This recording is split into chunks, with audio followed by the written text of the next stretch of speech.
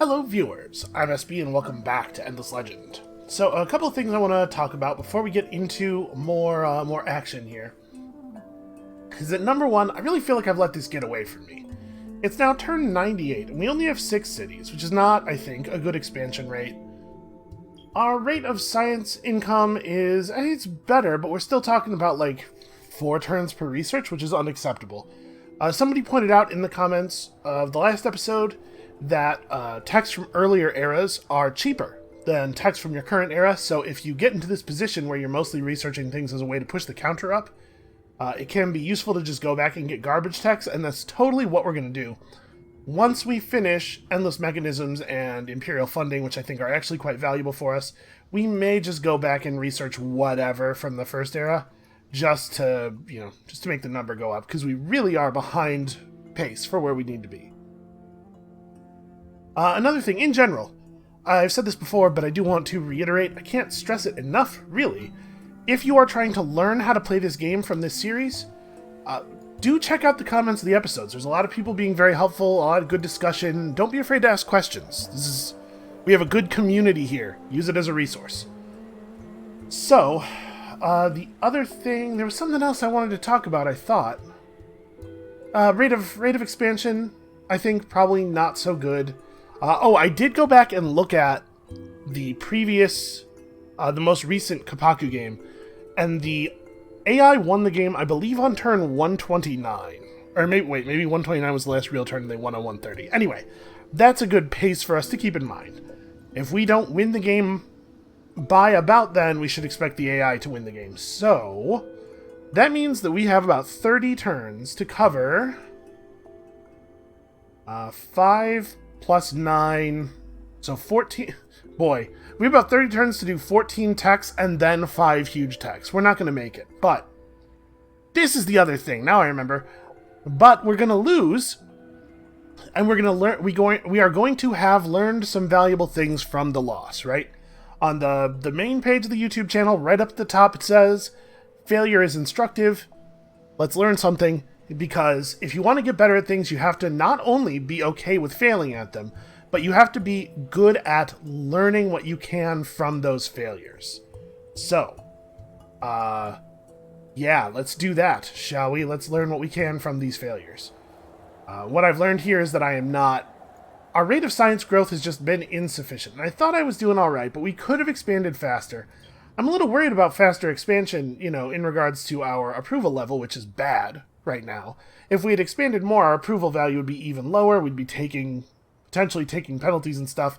It says 61 and we're content, but 61 is happy and should be giving us a bonus. I'm assuming that it is and that this is just a display issue. There are some display issues in this game.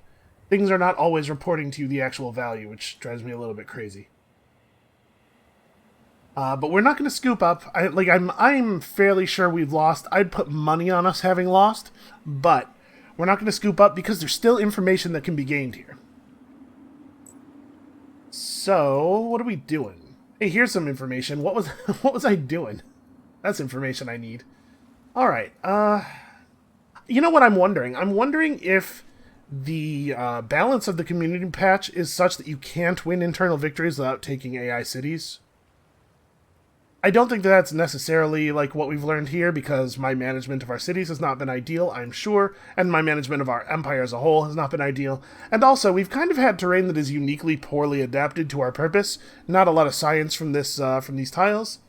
But that said, I wonder if the idea is that you have to engage in some level of conquering to get the much better cities that your AI enemies are capable of building, and then use those to push you up to a level sort of commensurate with what the AI is doing. In that case, it may actually have been bad for us that we were on the island with the cult. Or it may be the case that I just needed to hit the cult way earlier. We may have to try a more aggressive game for the next one, which I imagine will be starting shortly. Anyway, I'm going to press the button.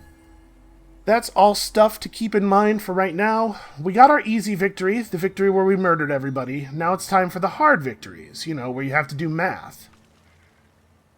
In real life, as in Endless Legend, it is generally the case that killing someone will have more of an immediate effect on your surroundings than doing math will. However, doing math is going to have a much larger sort of long-term effect both on your life and the life of your society as a whole.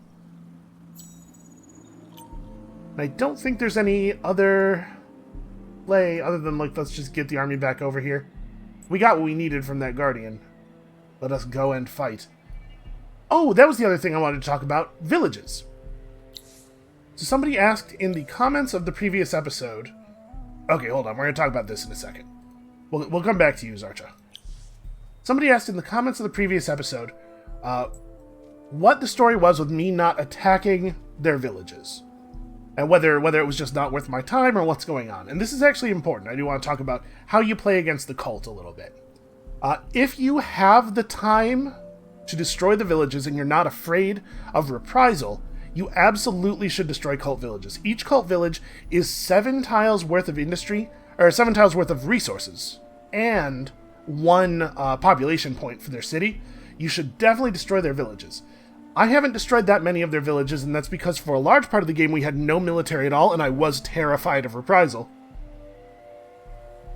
Remember, at one point I thought they were going to attack us for no reason at all, just because that's what you do to people in this game. So I was definitely concerned that attacking them would have sparked something we were not able to handle. And then now, in this phase of the game where we're fighting them a lot, it's mostly been a problem of movement and action points. It hasn't been available to us to attack their cities that much, or their villages, because either we didn't have an action point left because we were constantly fighting their armies, or attacking the village would have taken us too far out of our way to get back to the thing we wanted to do afterward. So in general, I would say, if you are fighting a cultist player, or you are even concerned that you may have to fight a cultist player in the future, if you can attack their villages, you don't think the immediate reprisal will be a serious detriment to you, you should do it. You should destroy their villages. Okay, we have... What is my current balance of units? We have 5 warlocks and 3 zealots in the army, plus 2 warlocks and a zealot approaching. I think it's reasonable to build another zealot here. And we're going to keep pumping out military units for the moment with the front 3 cities, because I think we have to in order to have a chance of winning the war. We also need to lay out a couple more pillars. Our old pillars have run out. I am fine with this arrangement that we had before. The question now is, do we lay down a 3rd one at a cost of 275 dust? I think that would be unwise. Yeah, probably that's not a good idea, because then we're going to, in order to prevent ourselves from going bankrupt afterward, we're going to have to move citizens off of food, or off of science onto dust. I mean, we can move people onto dust in other places. We are close to Emaroya completing its dust refinery. So we could, like, how many people can we move here? Wow, almost nobody. In fact, nobody. If we want that done in 2 turns, everybody's got to, like, really stay on it. Move some people in Shaisas. So it would be 5 science per turn on... Like, if we put it here, 1, 2, 3, 4, 5 tiles. That would be 25 science. No, I don't think that's... I think we need the dust enough to make that a bad play. Okay. Zarcha. I'd been talking about going for Cold Operator, like heading through here. And Cold Operator obviously is very good. You don't want to be losing food on your cities. In particular, like, the biggest benefit of Cold Operator is the negation of the food loss. But the dust loss matters a lot too, right? And, like, for reasons we're seeing even now, even though we're dedicated to other things, you need dust. You have costs that must be paid.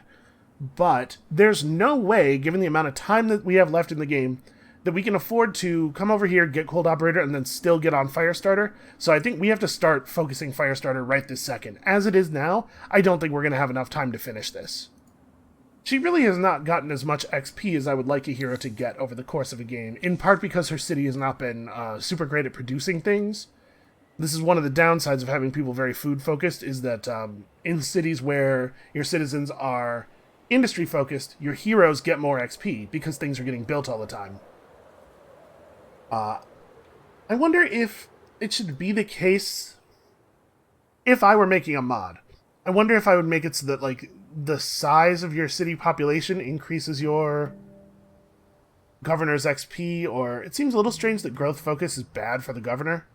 But I suppose growth focus is a reward unto itself. It doesn't need to also advantage you in other ways. That's probably fair. Okay, what else? What else is... We're ending the turn. I would love to get a hold of this army. No, sorry, I would love to get a hold of Photios out here. Man, if we can catch him by himself outside of the reach of the city garrison, not even by himself, but like with this army as backup, or even a couple armies as backup, that would be great. This guy is an extremely high priority.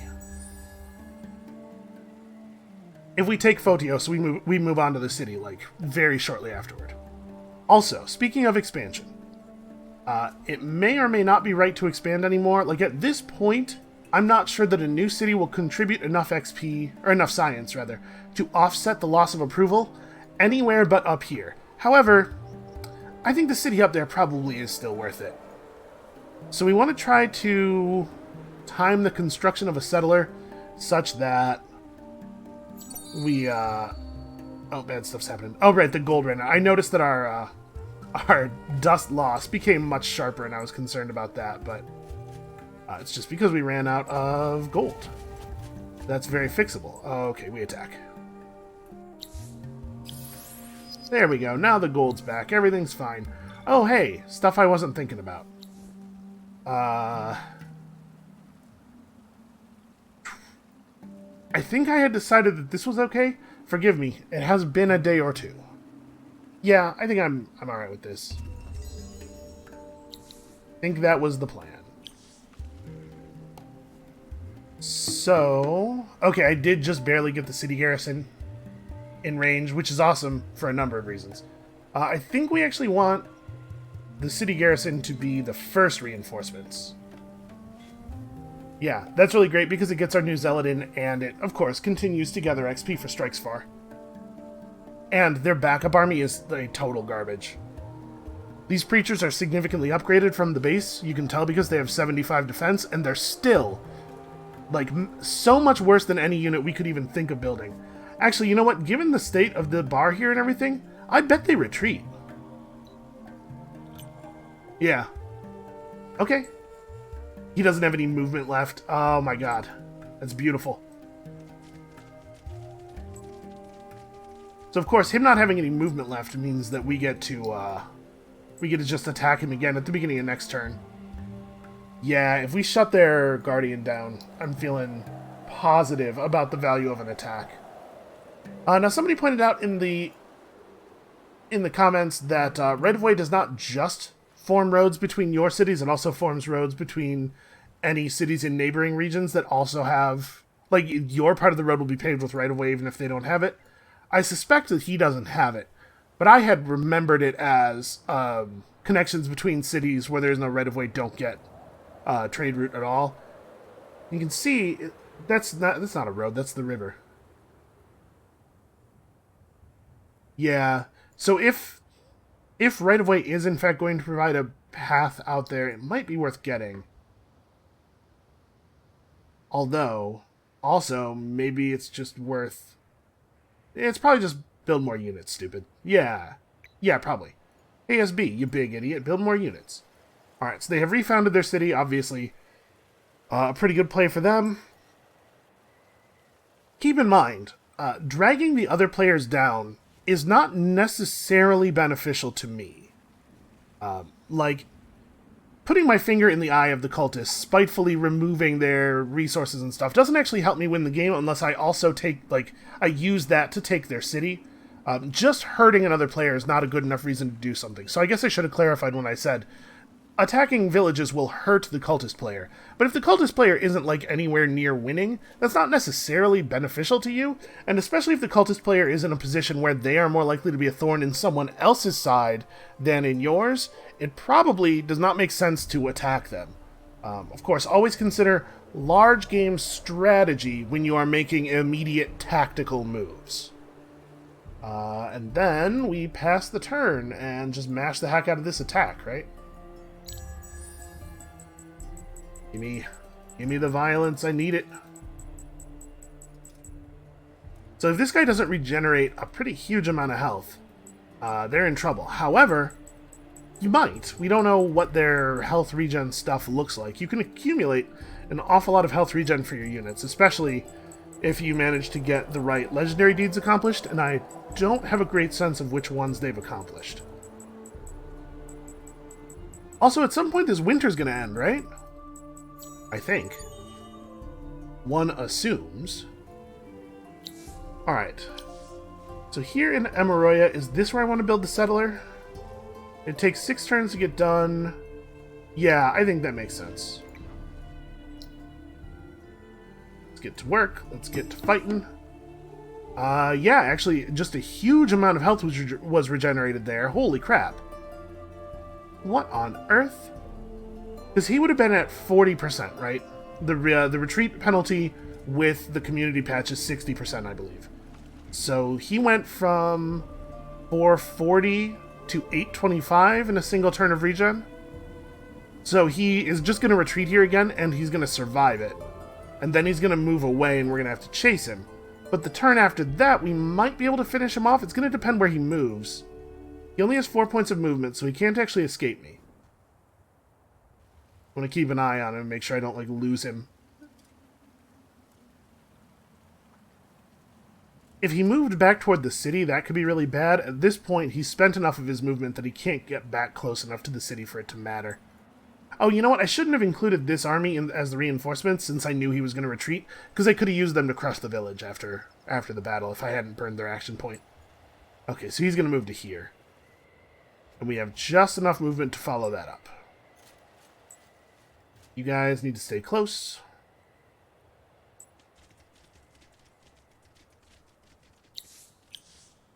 Okay, here's hoping that winter ends sometime soon, because we are burning money.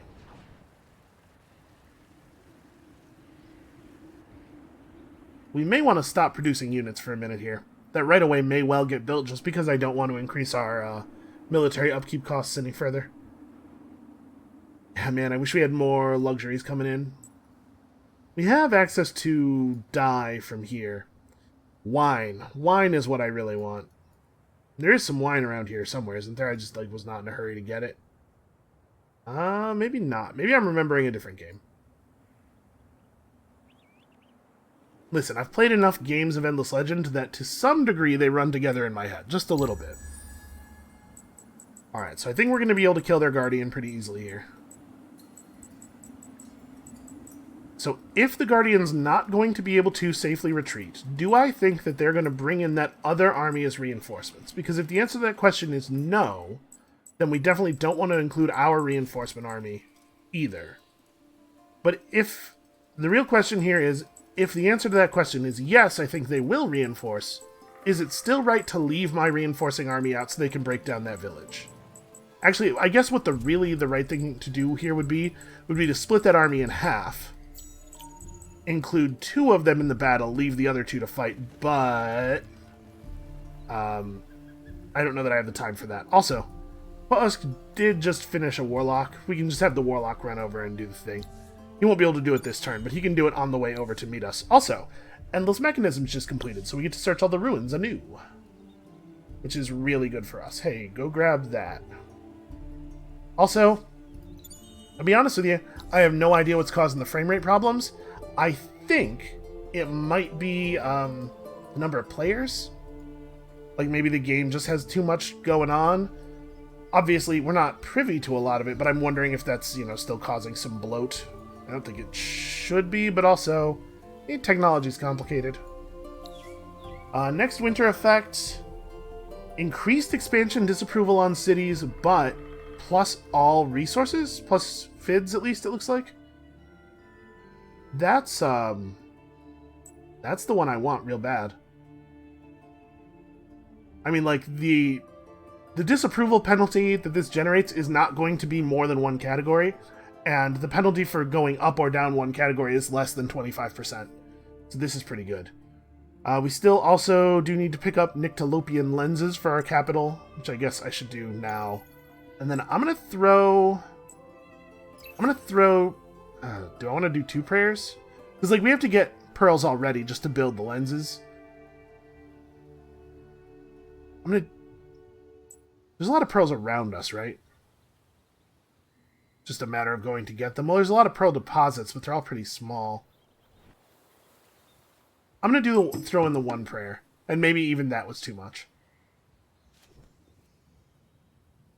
No, you know what? We absolutely don't need the secondary army, right? Because this reinforcement army is all preachers. It doesn't matter. Okay, so we may lose some people here. Although actually, we have Duke Leofric to start things off. Ah, but he can't get into melee range. But if he draws the attacks, so this thing is 286 damage and 286 attack and 270 damage. Duke Leofric actually has so much defense that we're probably not going to see this doing full damage. And then we just have to get on it really quickly after that. Okay, and they didn't bring in their reinforcements. There's not a lot of, like, fancy tactics to apply here. Oh, it's going around. What a coward. The good news is, as far as Guardians go, this thing doesn't have great defensive stats, so we do at least get to do some good damage. You can see it leaves a burning effect on the people it hits. Honestly, if we lose just one target, because he'll probably attack the same target he attacked last time, right? Whatever logic he used then, he'll use again. So we're only going to actually lose one target, or one person to this thing. Okay, Leofric, you're killing me. That's pretty good, though, trading a single Warlock for a Guardian.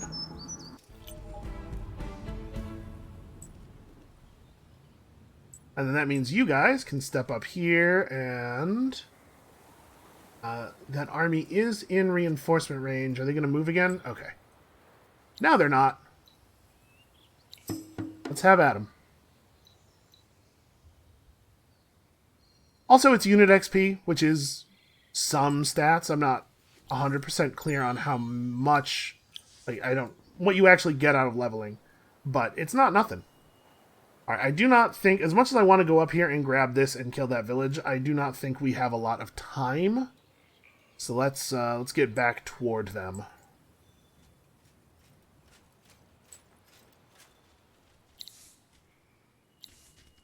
And Mr. Kerr is just gonna grab me a little bit more science, because we're desperate.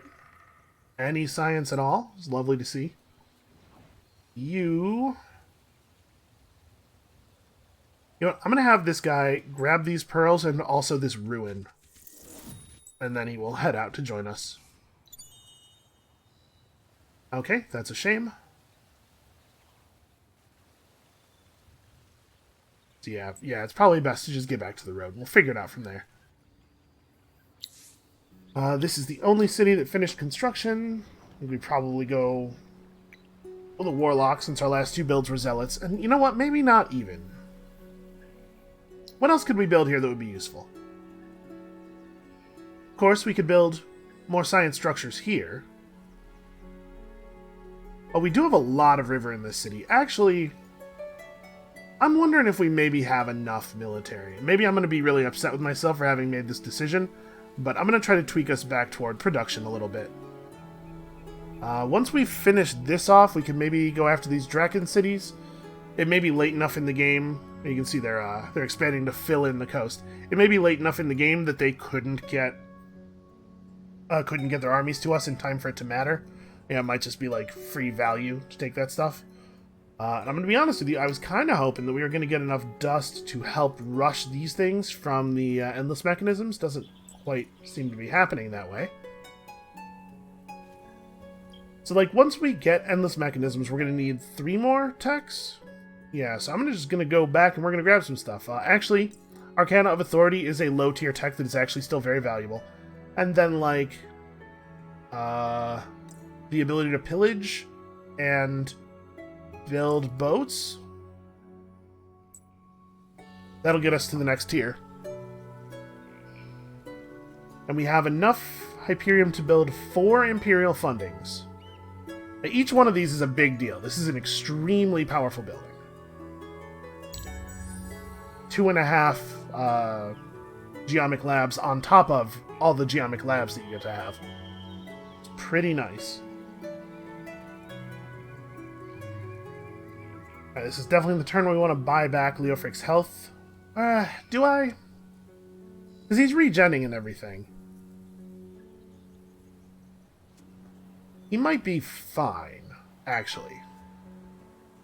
A lot of the enemies we're fighting don't do a ton of damage to him. And maybe I need that 100 dust, is what I'm thinking. Okay, so this is the turn where we have to declare war on them. Hey, I don't know if I left myself enough influence to do that. I sure didn't. 94. So we may have to redistribute our people a little bit because I need more influence. You guys should probably build... Geomic Labs here is only 2 science. It's not... Oh, no, sorry, 4 science. You know what? Not nothing. You guys got to be heading in this general direction.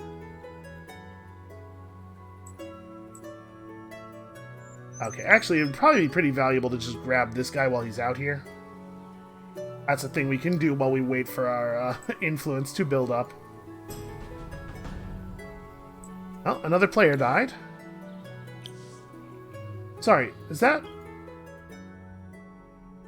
Nope, that's not actually another... That's the second Kapaku player. Haven't we seen that player's death announcement a couple of times?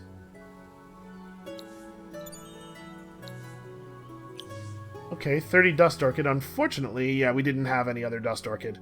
That's a shame. 30 is almost enough for a booster, and that's a pretty good booster. Wait a minute, wait a minute, wait a minute. I'm gonna unqueue these. We're gonna grab Marketplace access next. And then, yeah, and then still Pillage, probably. Pillage is a source of dust. So... you guys need to get out here. You're trying to put this second army together.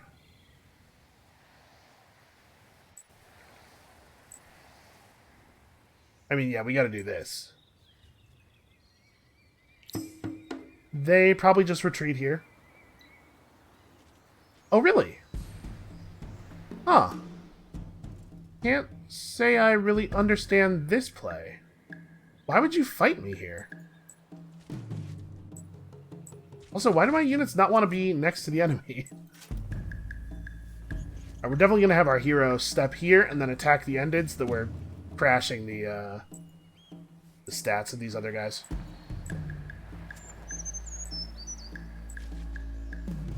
Alright, so we just need to make sure that we determine targets for the ended and the hero. The rest of these dudes are basically irrelevant. They're going to be doing like 13, 14 damage per hit. So you are moving here. You are moving here. You can get to there. Alright, we're locking the hero up before the hero's turn. Both of those guys go before the hero, if only barely.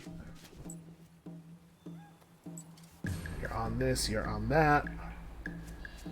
And then, yeah, everybody else just kind of do whatever. Like, this is a pretty good target for your, Oh, you know what? Maybe not, though. This is a pretty good target for your stuff. So the amount of damage that Fire Rain deals is based on the damage you dealt to the original target. So if you shoot it at a target who has high defense, you're going to radiate less damage out to the other people around. This Justiciar, at 362 defense due to high morale and a significant value of defense already, and being in a forest at the time of the attack, does not actually make a good target, despite the fact that that's a lot of radiation damage. Actually... you know what? I'm gonna have all of the zealots trying to hit their hero. You do whatever. Okay, I think that was a pretty good setup. They're gonna have a heck of a time getting anything done here. Justiciar in, not really a danger.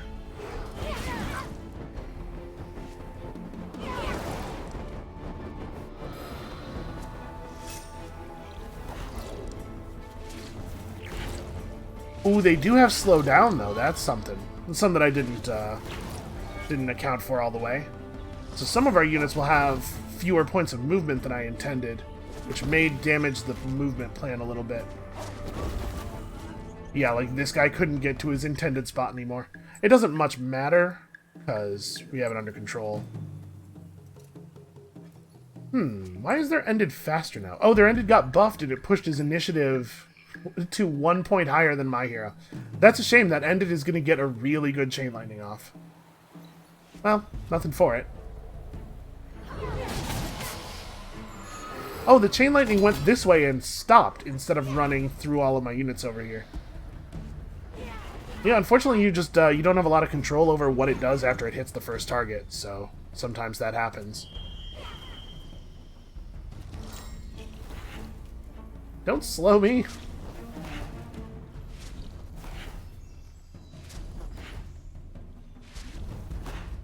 Our poor hero only has 1 point of movement when he's slowed. Also, this thing is doing a remarkable job of surviving. I guess it flew forward into a forest. Alright, can we, like, focus here?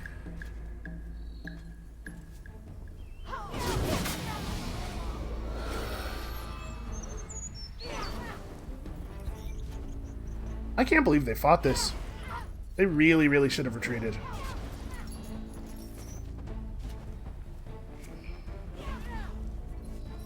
Like, even the auto-resolve indicator was like, yeah, you're gonna crush them. It's gonna be brutal. I'm not sure why that isn't what they were using to determine whether they should run or not. But hey, 72 XP per unit, nice easy battle. And it means we still made some progress toward our goal of eliminating this enemy player on a turn where we couldn't actually attack, or declare war, or move toward them. Yeah, it's not bad. Okay, so we need to hit 94, is it? We hit 94 influence, and I'd love it if we could do it next turn. So we are just going to slow down production of some other... probably not that, though. Slow down production of some other things a little bit here. Yeah, that'll do. Right, if I do this, it's showing plus 30... Okay. 30.3 on 65.7, okay. I always tend to aim a little bit high because the game is almost always doing some rounding, and it's not usually, like, really letting you in on what the terms of the rounding are. Yeah, let's take a moment and try to get our house in order here. We will get back to unit production, but we might have enough right now. And I'd love it if we could get some other stuff going. This is only 6 science, because we're only actually on 2 of those river tiles, whereas this would be not much more, but once we build the Advanced Alchemy Lab here, we can switch the citizens to science for a pretty significant gain. Yeah, especially if this actually does end up being the end of this this war soon. The thing is, I'm switching back to an economic footing slightly before I'm comfortable doing so, in part because I don't think we can afford to keep the war footing up and also win the game. A little non-ideal, but I think it's the situation we're in.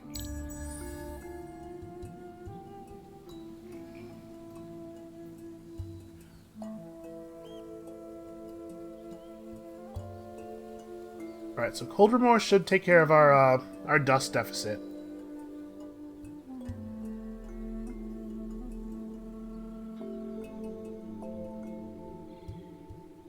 And then this turn we cross the border, and, like, we gotta make this work.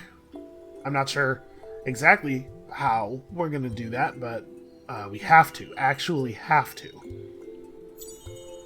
So we could be here in 1 turn, not actually able to declare... or to start a siege. We can start a siege the turn after. Yeah, it's gonna have to do. You know, I feel like we've been at war with them for an awfully long time for this to be the first formal declaration of that war. Look at it. It's so beautiful. It does give a research cost reduction to past era techs as well. Dovetails pretty well with our strategy at this point.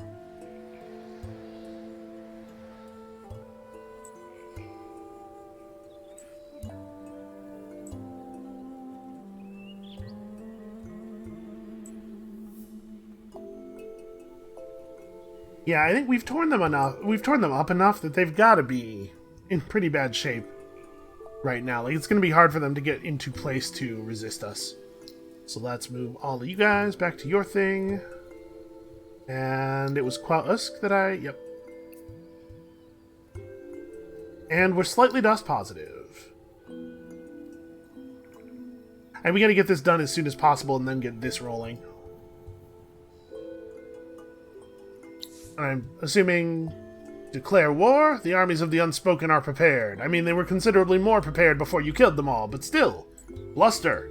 We must bluster. Also, it's gonna help with our dust a little bit when I combine these two armies. Okay. This coming turn is the siege turn. We need to attack them as soon as it's feasible to attack them, but remember, it's tough to fight through 490 fortification. Like, we are gonna have to sit here for a couple of turns at least. Also, I'm going to move to right here and search this ruin first, because hey, that's free XP. Actually, our hero's going to level. That's pretty cool. Although I think we have all the most important skills for him.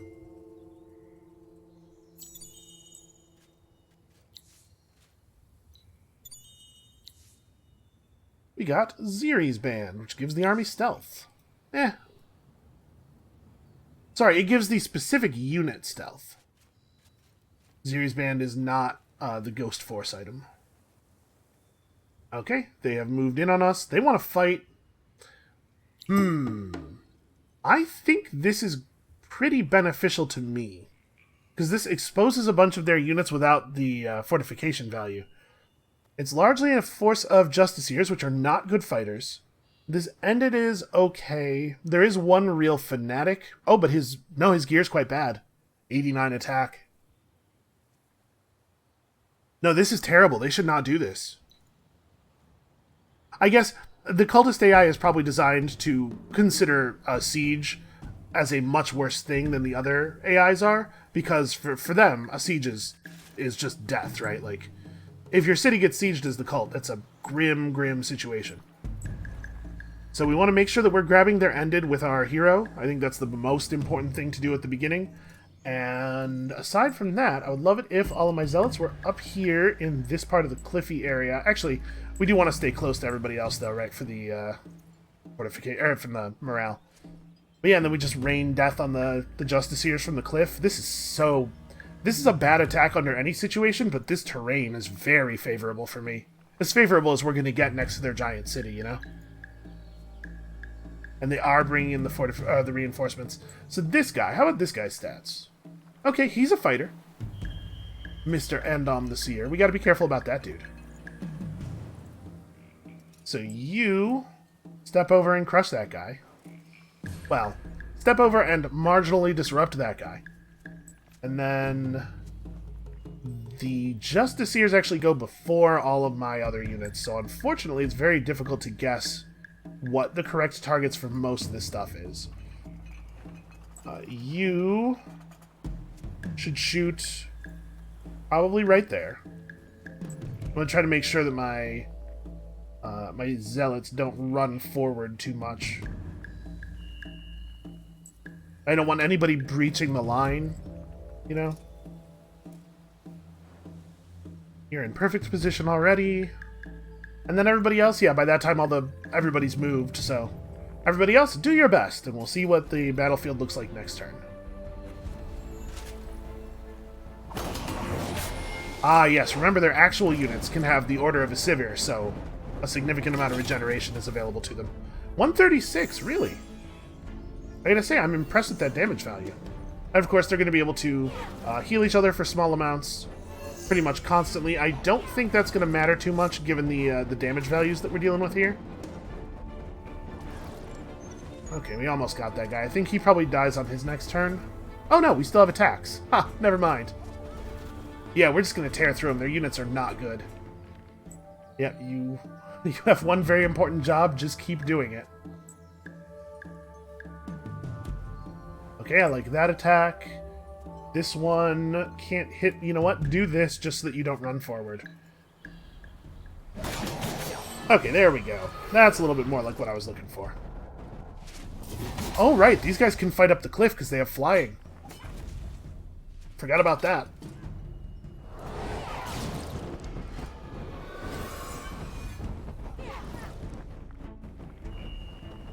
Hey, where are you going? You were actually already in range to attack somebody. Why would you move out of range?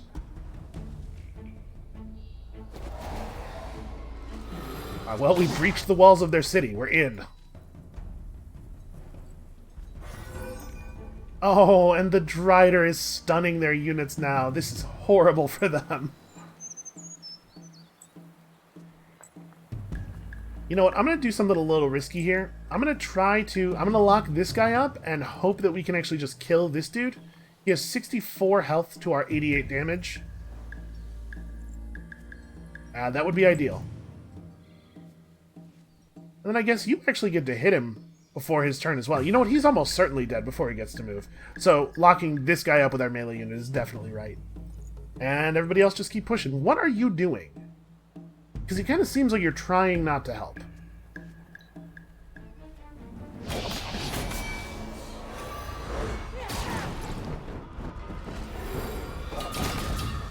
Ooh, there you go. That's the kind of sweep strike back I was looking for. That was like almost 800 damage.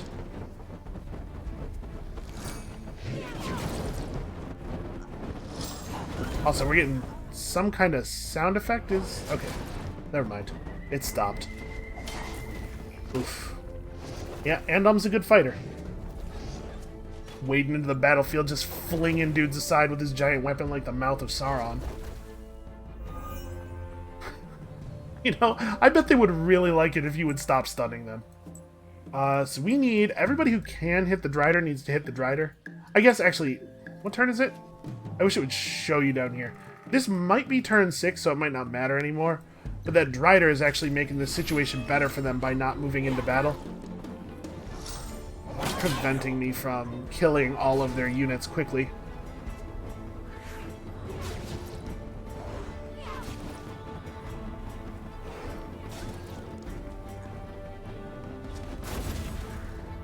There you go. That's a good start. Oh no, this is only turn 4. Yeah, it's definitely beneficial to us to clear the reinforcement slots.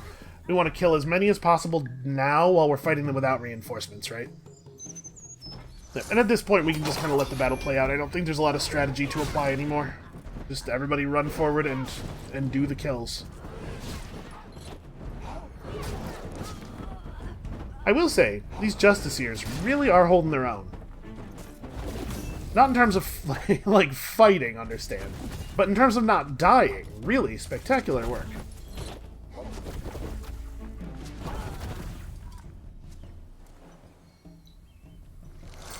This is the final turn. We've killed... If we kill both of these guys this turn, we will have killed 3 of their militia. So I think Andam will be regenerated. I think he'll get to last stand, which is not a big deal. Because he's going to be available in their next battle, but only with 1 health. Well, 1 health on top of all the fortification health he gets, though, right? No, it says he's actually dead. Even though we didn't completely clear out... Not 100% clear how last stand works with governors, apparently. So put the city in siege. And I mean, we don't wait. We just attack them now. Let me get everybody over here. We are scarcely going to have a better opportunity than this one. Plus 10 defense on all my units versus plus 10 defense on the hero, which seems, like, obviously wrong. 20% defense on the hero is funny, in the sense that it would make his defense, like, when he has any amount of morale, his defense is so high that he's undefeatable, but I think defense for our units probably makes more sense. Alright, let's do it. They have 2 units, each of whom has like 1,000 health. I'm just gonna... We don't need to manual that. Very, very easy. Okay. Let's have a look at our new capture. Hold on. Let's tell Chaisus to build something. Then let's have a look at our new capture. Right of way? Probably right of way. Right of way produces some amount of science, and it's not horribly expensive to build, and also dust and stuff. Like, that's probably right. Okay, let's have a look at Amael. Did I overconsider the difficulty of taking the city? Possibly. Maybe. We definitely need, like, an advanced alchemy lab and a large-scale aquatic center. Wait. They actually managed to be... They're exploiting 0 water tiles. So this is just +2 per citizen. But still, +2 per citizen, you know? So I did think that they were going to do a little bit better defending their actual city. That's on me. We might have been able to take this faster. That said, I do still think caution was warranted in dealing with the Guardian. A lot of this was about trying to draw their Guardian forward. So they have... Of course, their Center for Mineralogy, because where else would they build it? They have Lumber Mill, Alchemy Workshop, of course, Plow Factory, which is cool. And this is a big, powerful city. I mean, as we knew it would be, because it's the cult city. Here's the question. We're currently producing 576 science. Is it reasonable to cut that number significantly to get these things done, both of which increase the science per citizen? Like, do we have the time for that? I think the answer is... We probably should do it. If we don't have the time, we gotta make the time. That has plunged our Empire approval value down to 45, which is not that big of a deal, and the city's approval value has no effect on the amount of science that is produced in it. So we need this. When this city's in full science mode, it's 576 right now. And when this city is in full science mode, it is at 670. So for right now, it's correct to keep Zarcha where she is, but... we may end up moving her eventually. Well, sorry, it's producing 670 with her bonuses, right? So she's currently given the city 24 science, plus 6% science, plus 30, so 54, plus another 4, I think, 58. 58 plus 21%. So she's definitely the determining factor here. This city is actually producing less science without her than the other one. So we should move her now. Yeah, 497. We should move her now because her percentage bonus needs to be applied to the largest stock of science. And then maybe we don't focus so much, like... That's big. That's important. Yeah, moving her over generated an extra 200 science. And then we just, like, push hard for dust in some other places, and we try to do this via dust. Because some of these cities could be transferred to dust production, right? I'm feeling pretty desperate, if you couldn't tell. Just trying to figure out, like, well, how do we absolutely maximize our science output? Also, the Alchemic Institute is still level 3. We do, in fact, get to keep the districts at level 3 if they were level 3 when we took them, which is pretty okay.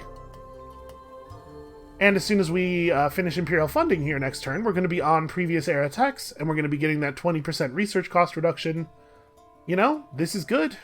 Man, maybe I should have attacked them earlier. Once we saw the Guardian, I'm not sure... It might be right to have played the way I played from the point we saw the Guardian, but also I probably should have attacked them earlier, and, like, before the Guardian even was going to be an issue. It's like, you don't want to get into a position where they're able to hold you up with a whole army and then bring the Guardian in behind, and he's just one-shotting dudes from behind a wall of defenders.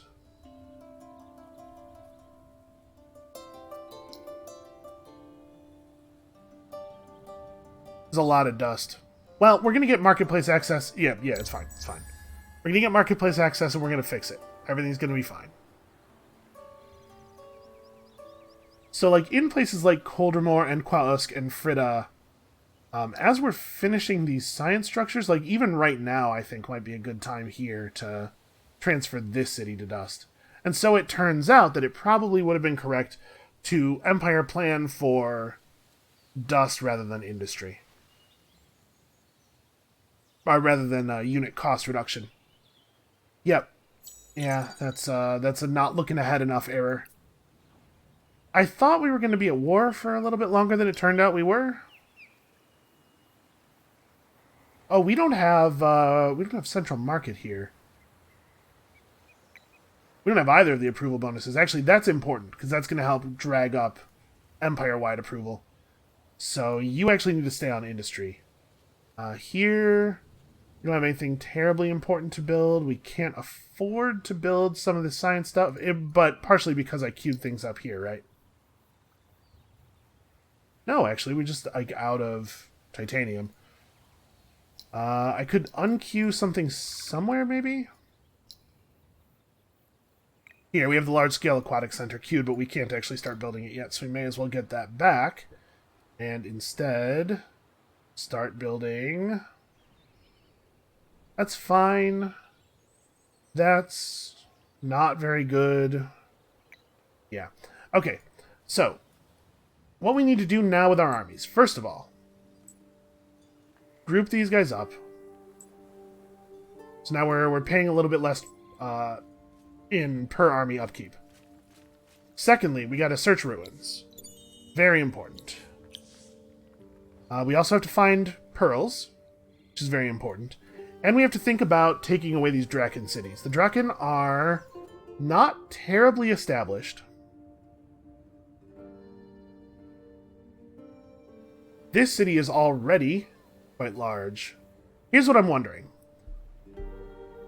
Taking the Draken cities is going to cost us approval, right? As our empire grows, our approval drops. That being the case, is it even worth it to take these little cities? Maybe we should just burn them? Maybe that doesn't matter. Like, if I'm not going to take the land, is it beneficial? Is it detrimental to me is it detrimental to me for me to let them stay? And I think the answer to that question is no. Like, I don't think them being here matters unless I was going to be here. Is it worth taking their stuff? These tiny undeveloped cities are probably going to do more damage to our empire's science output through lowering our approval than they are through... Maybe this one might be worth taking. That's a tough call. Probably the correct thing to do here is to do a bunch of math, which I am always loath to do on camera.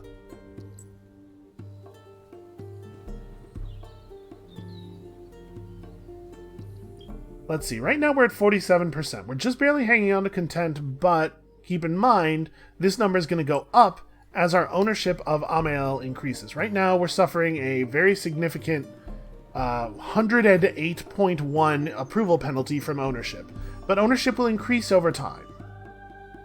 I believe this 9% that's our ownership value. No, our ownership value is 8%. It does not actually say what the rate of increase is. Yeah, it doesn't actually... I don't know how to know how quickly it will increase, but if it sticks at that 8% per turn, obviously, we're not talking about too many turns before it's no longer exerting negative downward pressure.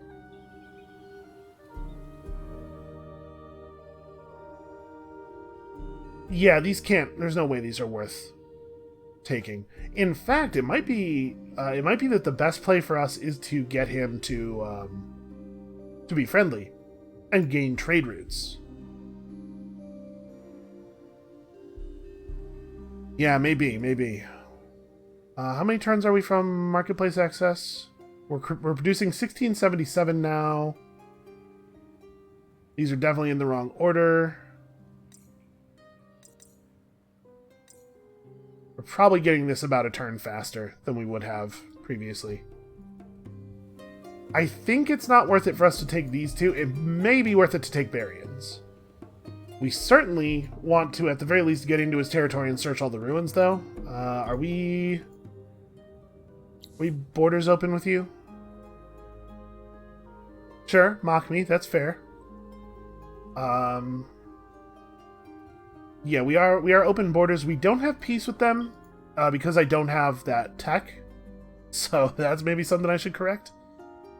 Honestly, this is probably worth more than pillage. And in fact, it's probably worth more than me picking this up, too. Alright, I think we're going to try to make peace with Grey. We're about to expand into Madanav. That city will instantly be worth a bunch of science. But for right now, I think the rest of our armies need to back off and gather resources from the ruins. I think. War with these guys was worth it because they had a prize worth taking. War with these guys is a waste of my time. Fairly sure that's right.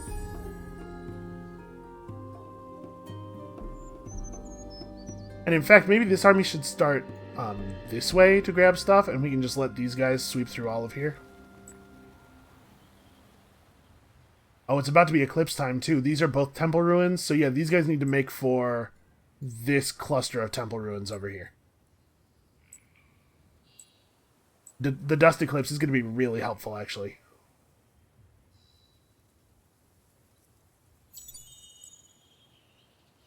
Somebody's threatening a victory.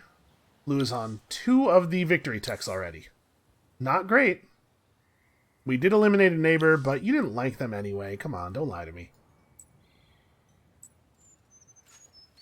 Actually, I should go this way. Okay, we found nothing. But next turn there'll be something for us. We also gained access to a Saratan village, which is, I don't know, that's something. Not great. I probably don't want to rush this. I definitely want to get the science buildings first. And yeah, the capital, unfortunately, is not going to be receiving any of our dust anymore. Simply no longer worth my time. We're laying that down somewhere over there. Maroya, you are now on dust and... Actually, this probably.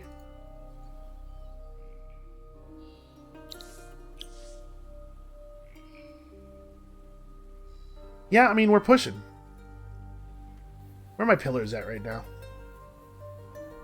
2 turns. When we lay down new pillars, we want to lay them down around Amael, probably, even though it's not optimally constructed for them, just because the science coming out of Amael is receiving the percentage bonus from the hero.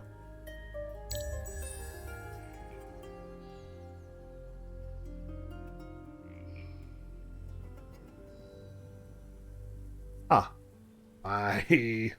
My army apparently did not actually swap to this location, despite the fact that they had graphically moved over. Curious.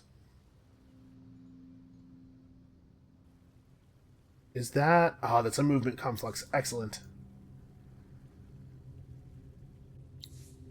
And listen, it could be better. It could be right here. But I'll take that. Alright, let's get rich.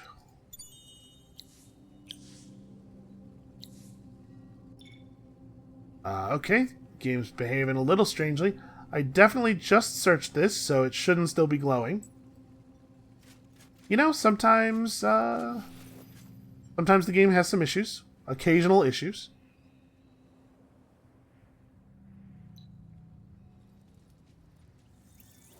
Let's run through there. I guess I could just have them search this ruin, right? Because there's... Nope, they're not stopping right next to it. Well, I could have stopped them right next to it. Whatever, it's under control.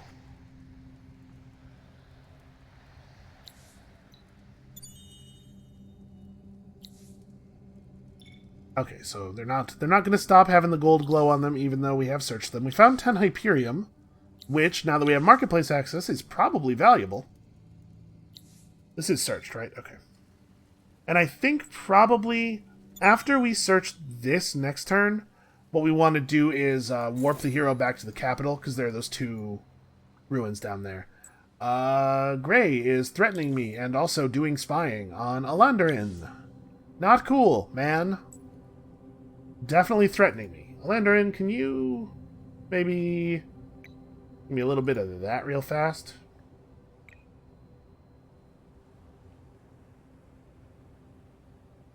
Okay, Frida probably needs to get on dust production like everybody else. We're going to want to get back to science production soon, but we have a little bit of stuff that needs doing, and it's way more important to get stuff done here in the capital. The new capital. Sorry, the science capital. I definitely want to rush that thing, now that we have the money for that. Once we've gotten all of the important stuff done in this city, then we swap all those cities back to science. But I think this is going to work out to be the best play for right now. Definitely need to get Imperial funding in Amael as quickly as possible. And for right now, you should not build anything that costs me strategics. So I guess the options are Burrow Streets and nothing. Burrow Street build, it's probably good. It's okay, at least. Alright, 2 turns until we have the ability to make peace, which hopefully will keep him from attacking me. If he attacks us, that's pretty bad. What are we looking at here? Actually, these units are not super well statted. We might be able to fight them off. Well, our army can probably fight them off. This city, not so much. Alright, also we're going to do this. So, luxuries. Things that I don't care about and will probably never need. Let's sell all of those. How many turns do we have left on this? In 2 turns, we're going to need 40. Sorry, we might need as much as 44, depending on how the settling timing works out. No, I'll be able to pop the booster before we settle. So I'm going to need 40, which means I need to actually have 32, which means I can sell 33.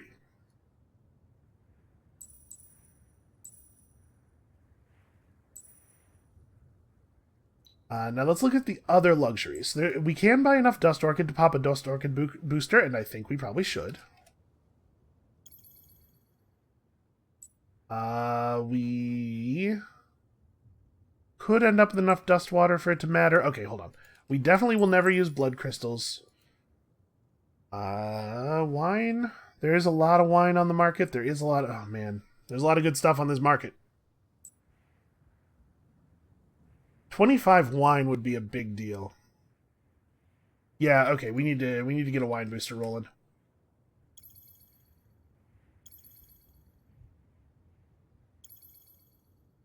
Alright, so let's go back here and pop Dust Orchid for 10 approval and 20% to all of the important resources, and then this doesn't quite push us up to Fervent, because unfortunately, you know, weighted approval, Amael not quite receiving full benefit from that due to ownership problems. We're getting there. We're getting there. This number is going to keep creeping up over time, and it may actually hit Fervent. And then I can sell off some of our strategics. I think we can afford to sell the Dust Water. There are so many luxuries that we do want to buy. Like, I'm going to want to buy a bunch of Moonleaf. I'm just not going to have the money left over to be buying Dust Water. Moonleaf is at 40, is going to cost me like in the neighborhood of probably close to 400, because this price is going to go up every time we buy 10. Right? Am I doing that math right? Because it'll be 80 each. Yeah. So let's sell strategics. We certainly don't need 115 of these. In fact, we can go way down on this. We don't use this almost at all. Okay, so yeah, let's get the Moonleaf.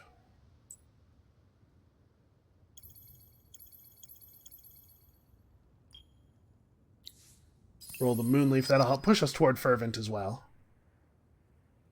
And then we want to sell off some of the Hyperium. Some of it. We can sell quite a bit of this stuff now. Our need for this has decreased rapidly, and we're still bringing in quite a bit.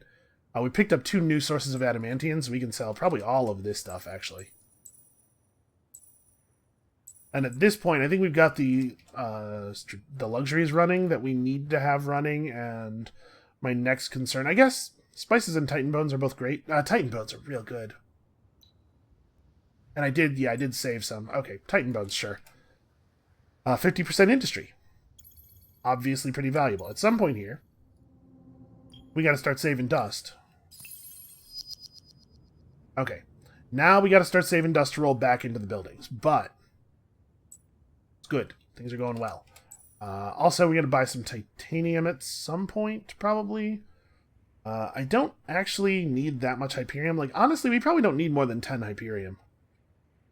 There's no way I'm building Imperial funding in more than 2 cities before the end of the game. But are there other important science buildings that require Hyperium? There may be. This is important. You can only build the living lab tools once, but it does require 10. So actually, we already don't have enough. I don't know. We have just barely enough Hyperium to build Imperial funding in 2 cities, and then both of the scientific specialization buildings in 1 city. But I can sell 2 of them. And I will. Okay, 700. Yeah, we may as well rush the lenses out.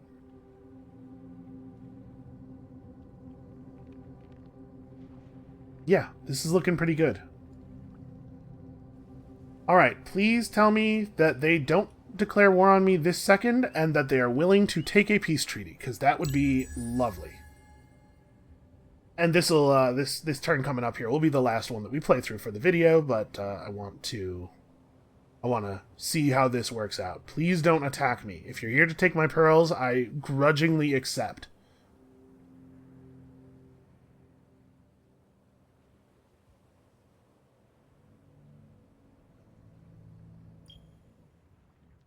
%, so we're gaining what, 8% approval per turn on 18 citizens. This city is pretty heavily weighted in our approval calculations, being our largest city and everything. Also, I gotta say, I don't feel that bad about growth. For our capital to be at 14 while the cultist capital was at 18, keeping in mind that the cultist capital is not just the cultist capital, but also benefiting from those endless level AI bonuses. Like, we're actually doing really well on growth, I think. Alright, war has not been declared, which is just lovely. Although, they sure do have a lot of bodies over there. Also, why does the AI love Justiciars so much? Weird.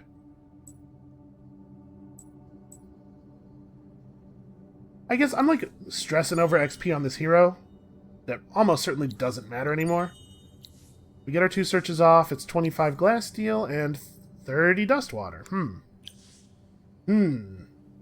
Very interesting. Alright, let us unassign this hero.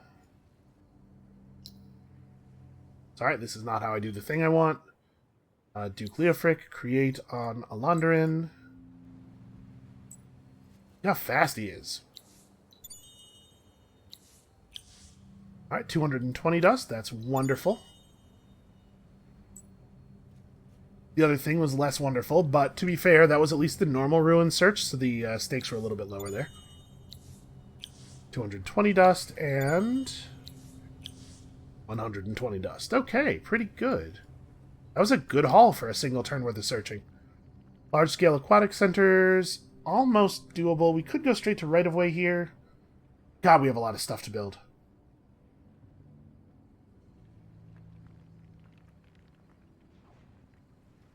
Yeah, man. Oh, also I need to, right, I need to hold on to money for a second here.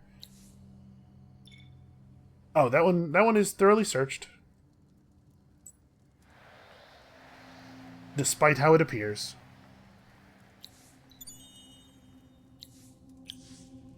Okay, another 180 dust, and another 150 dust. Pretty good. You should definitely do that thing I told you to do. And in fact, we can have this army, search both of these next turn if we want. Now that the hero's not involved, like, it doesn't actually matter who does it. So, is there a better... we can put these guys to the purpose of searching down here because we're about to make friends, right?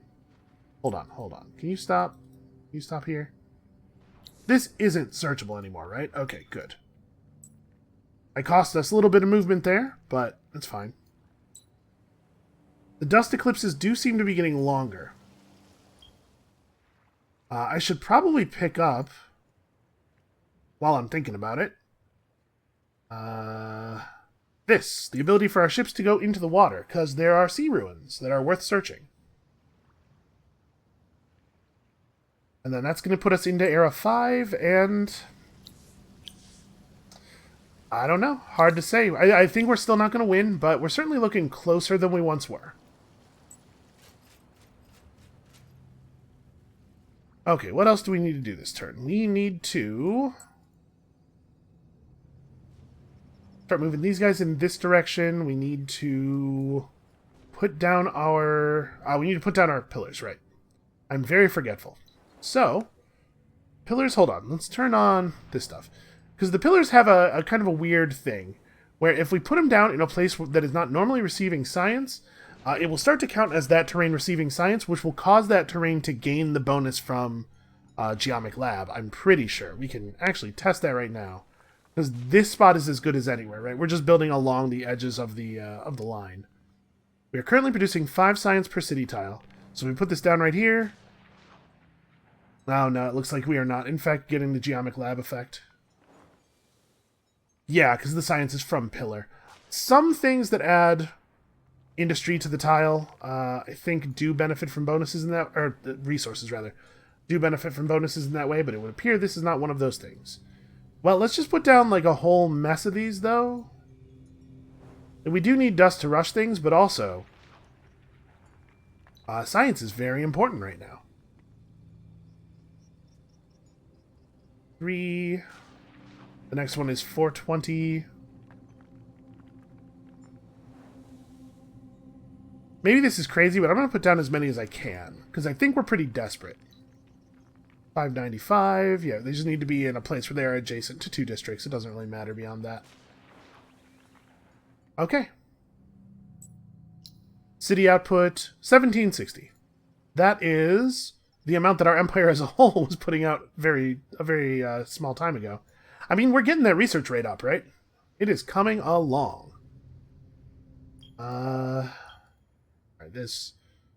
We're going to be good on gold next turn. We should probably actually do one more turn just so that I don't forget. You know what? I'm going to get the notification that the gold ended, though. I'll be fine. We'll be fine. And now let's real quickly have a chat with the dragon people. Hi. Okay, you hate peace. That's fair. But what if I was willing to declare war on blue? Okay, interesting. Possibly the right move, because we don't know anything about blue. I could just give them endless mechanisms, and this doesn't... This only costs 7 more influence and doesn't have the potential downside of a bunch of angry troops showing up on our shore. You know? Yeah, okay. I think this is a good deal to make sure that we don't get attacked while we're in a desperate position, and that we also can get some trade routes going, because you get to trade with anybody you're at peace with.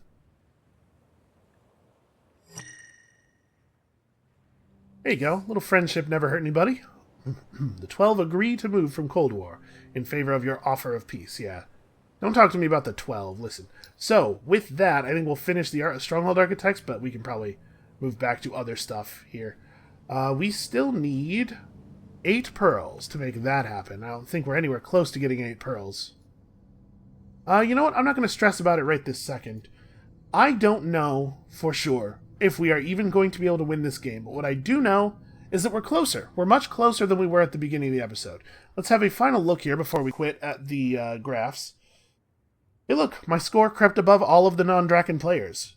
To be fair, some of that's because a lot of them are dead.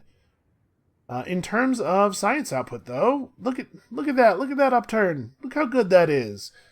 If we just excluded the dragon from the graph, that would look really good. Are these guys seriously above 20,000 science per turn? They probably could have won the game ages ago. Yeah, I think we're probably doomed. But we're trying. You know, we've made some significant progress here. And I think we've learned some things about the pace of games on this difficulty and the necessity of aggression. So that is going to be it for us for today. Thank you all so much for watching. Come back next time, tomorrow, for probably finding out whether we lose or not. I bet it's going to be real clear by the end of the episode. We'll see you then.